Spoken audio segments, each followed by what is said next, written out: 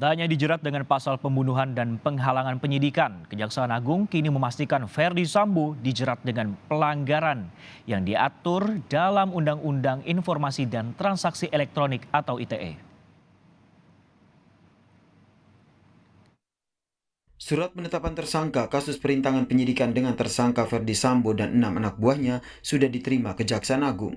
Kepala Pusat Penerangan Hukum, Kejaksaan Agung Ketut Sumedana mengatakan, tidak hanya dijerat dengan pasal pembunuhan dan penghalangan penyidikan, Kejaksaan Agung kini memastikan Verdi Sambo juga dijerat dengan pasal dalam Undang-Undang ITE. Sambo diduga merusak bukti CCTV dalam kasus pembunuhan berencana Yosua Huta Barat. Khusus tersangka FS dan 6 tersangka lain, ya, kita menerima penetapan tersangka perkara obstruction of justice, yaitu melanggar Undang-Undang ITE, ya, pasal 49 dan Undang-Undang pasal 221, 233 KUHP, ya, yang dilanggar itu. Ya, artinya apa? FS dikenakan 2 sangkaan sekaligus, yaitu yang pertama adalah pasal 338 dan 340, yaitu pasal 55 dan 56. Ya, yang kedua adalah pasal yang tadi, obstruction of justice.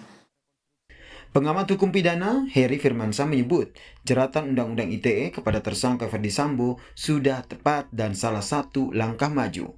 Perusakan barang bukti CCTV jelas menghambat penyidikan, apalagi rekaman CCTV menjadi salah satu bukti mengungkap kasus pembunuhan Yosua. Berdasarkan ketentuan Undang-Undang ITE memang terbuka pasal ini bagi mereka yang diduga melakukan satu tindak pidana dalam hal menghilangkan barang bukti yang sifatnya adalah transaksi elektronik, gitu ya, dokumen elektronik, dan membuat tidak bekerjanya suatu dokumen elektronik.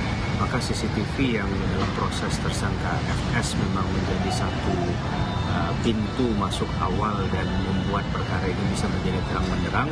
Ketika dihilangkan, maka kemudian ini juga menjadi satu hal yang merugikan dalam proses. Tersangka Verdi Sambo kini tak hanya dijerat dengan pasal 340 tentang pembunuhan berencana dengan ancaman pidana mati atau penjara seumur hidup.